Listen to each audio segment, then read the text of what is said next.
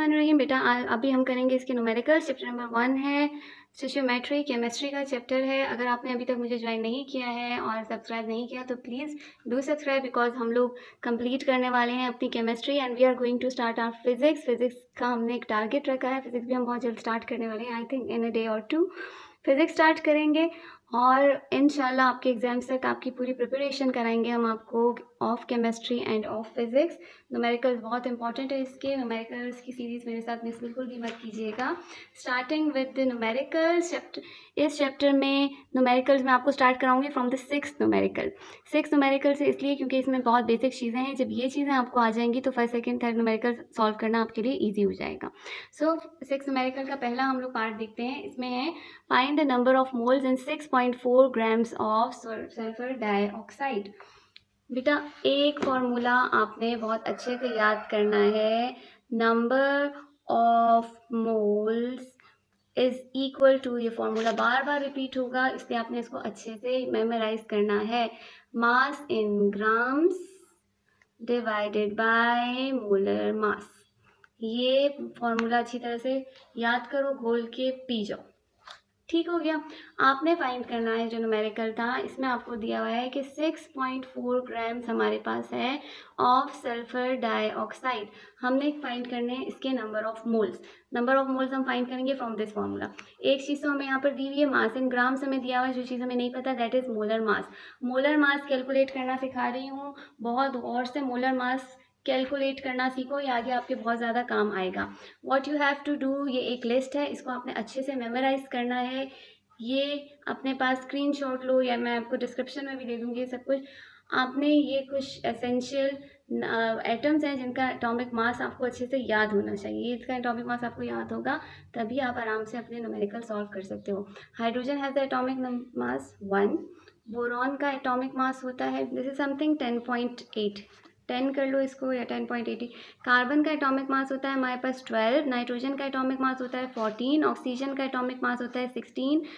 Fluorine हमारे पास होता है तकरीबन 18.9, इसको आप 19 भी कह सकते हो। Sodium is 23, magnesium is 24, aluminium 27, calcium होता है 40, फॉस्फोरस होता है 30.9 या 31 कर लेते हैं इसको।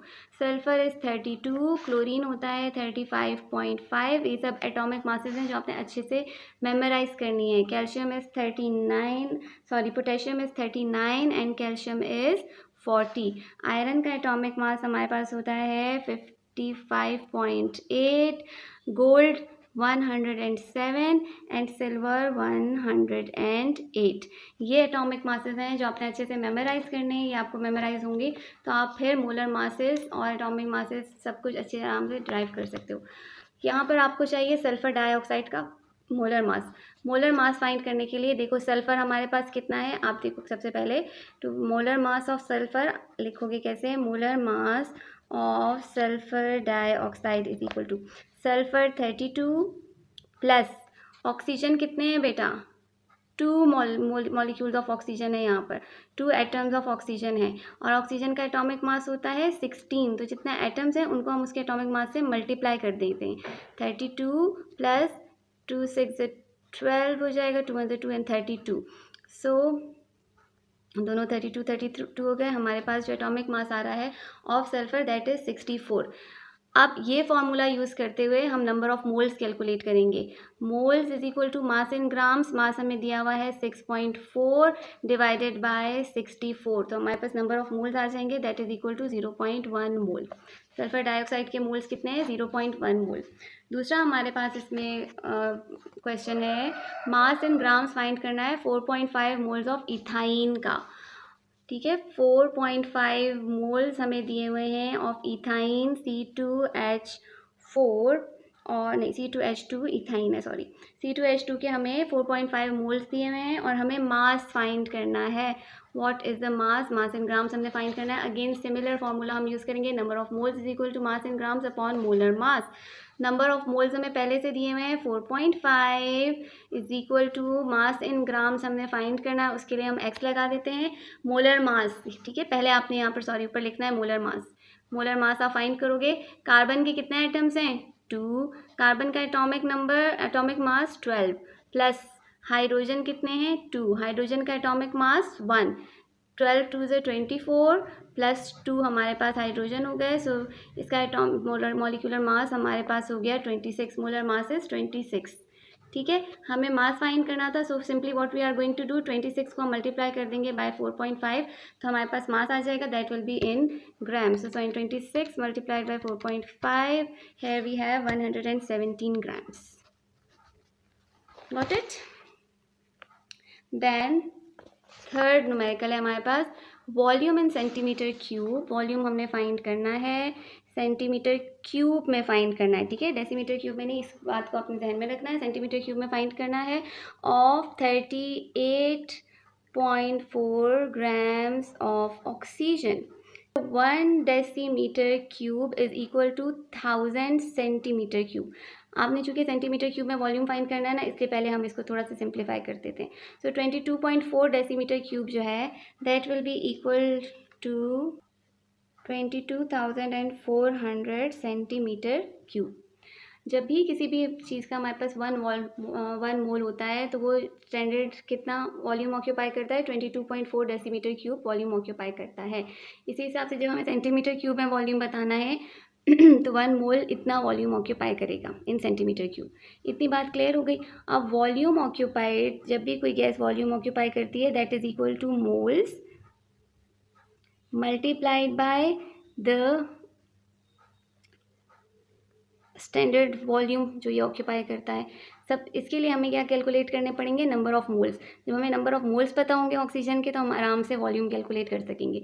मोल्स अगेन सिमिलरली इसी फॉर्मूले से आपने कैलकुलेट करना है। Number of moles is equal to mass in grams upon molar mass. Mass in grams दिया हुआ है 38.4, molar mass of oxygen is 32, दोनों को डिवाइड करेंगे वी विल हैव 1.2। सो 1.2 को जब हम मल्टीप्लाई करेंगे ये वॉल्यूम फाइंड करने के लिए, यहाँ पर देखो volume is equal to 1.2 multiply by 222400 multiplied by 1.2 we will have volume आ जाएगा हमारे पास 26880 सेंटीमीटर क्यूब। Got it? फिर we have numerical number 4, mass in grams find करना है 4.8 into 10 raise to the power 24 atoms of sodium का। आपको एटम्स दिए हुए हैं सोडियम के, ये है हमारे पास न्यूमेरिकल नंबर 4। एटम्स दिए हुए हैं, atoms of sodium is equal to 4.8 into 10 raise to the power 24। ठीक है, हमें क्या फाइंड करना है, हमें फाइंड करना है मास। अगेन बेटा हम क्या करेंगे, एक फॉर्मूला है बहुत ज़्यादा इम्पॉर्टेंट, दूसरा वो मैं आपको सिखाती हूँ, आप ये फार्मूला भी आपने अच्छे से मेमोराइज करना है। एक और formula we have, moles is equal to number of particles, किसी भी सब्सटेंस में जितने नंबर ऑफ पार्टिकल्स हैं, ये एटम्स, आइंस, फार्मूला यूनिट या मास जो भी है ये आपके पास आता है, डिवाइडेड बाय एवोगैड्रोस नंबर। ठीक है, यूज़ मास फाइंड करने के लिए हम यही वाला फॉर्मूला करने वाले हैं, number of moles is equal to mass in gram divided by molar mass.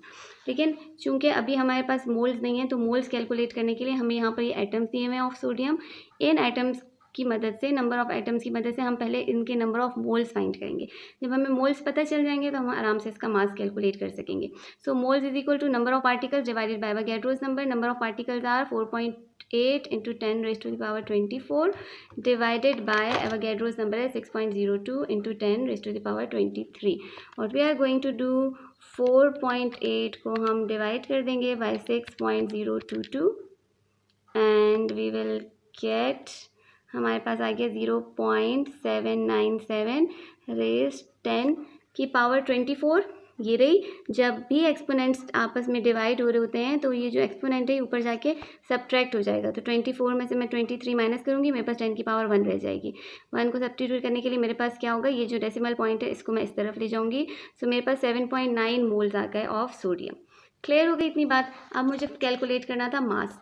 Mass calculate करने के लिए मैं क्या करूँ, 7.9 मोल्स मेरे पास सोडियम है और इसके पास जो मेरे पास इसका एटॉमिक मास है दैट इज़ 23। सो मास जो है that will be equal to moles, moles कितने हैं 7.9 multiplied by its atomic mass. Atomic mass कितना था 23, तो moles multiplied bye atomic mass 7.9 multiplied by 23, I will get the mass in grams that is equal to 181.7 grams. I have number of formula units in 333 grams of calcium chloride. ठीक है, ये रहा हमारे पास numerical. Number of formula units हमने calculate करने हैं in 333 grams of calcium chloride. ये रहा हमारे पास 333 ग्राम्स, ये हमें दिया हुआ है, इन्होंने वेट मास दिया हुआ है। ठीक है, इसको हम मार्क कर लेते हैं। ये हमारे पास क्वेश्चन नंबर 6 का पार्ट 6 है। मास दिया हुआ है हमें 333 ग्राम्स, और हम किस चीज़ का मास है, कैल्शियम क्लोराइड का। हमें कैलकुलेट करना है इसमें number of formula units. Same उसी तरह से होगा जैसे नंबर ऑफ पार्टिकल्स हैं। पहले हमें कैलकुलेट करना पड़ेगा इसका, इनके मोल्स, नंबर ऑफ मोल्स कितने हैं। मोल्स कैलकुलेट करने के लिए हमें चाहिए मोलर मास। मैंने आपको बताया कैल्शियम जो है, सो हम पहले कैलकुलेट करते हैं molar mass of calcium chloride is equal to calcium का एटॉमिक मास 40 प्लस क्लोरीन कितने हैं 2, कितने एटम्स हैं 2, और क्लोरीन का एटॉमिक मास क्या है 35.5। 40 प्लस 2 को 35.5 से मल्टीप्लाई किया, आई हैव 71। 40 में 71 प्लस करो 11, तो you are going to have 111 grams per mole. ये इसका आ गया मोलर मास। ठीक हो गया, मोलर मास आ गया। अब हम कैलकुलेट करेंगे number of moles. Number of moles is equal to mass in grams कितना दिया हुआ है 333 डिवाइडेड बाय मोलर मास। इनको डिवाइड करेंगे तो हमारे पास मोल्स आ जाएंगे, दैट इज 3 मोल्स हैं। अब हमें ये कैलकुलेट करना है कि इसमें कितने फार्मूला यूनिट्स हैं। सो हमने कहा moles is equal to number of particles या नंबर ऑफ फार्मूला यूनिट्स जो भी हमने कैलकुलेट करने, divided by Avogadro's number. Formula unit find करने के लिए आप क्या करोगे, number of moles is equal to formula unit divided by Avogadro's number. तो हमें फार्मूला यूनिट फाइंड करना है। Formula unit is equal to moles multiplied by Avogadro's number. 3 multiplied by 6.02 into 10 की पावर 23, 6 3 तकरीबन 18.02 या कुछ समथिंग ऐसे हो जाएगा, मल्टीप्लाइड बाय 10 की पावर 23। ठीक है, 18.6 हो जाएगा, आई गेस सो। ये आप एक दफ़ा कैलकुलेटर से भी करके देख लेना कि आपका आंसर आ रहा है। So this is the number of formula unit that we are going to have.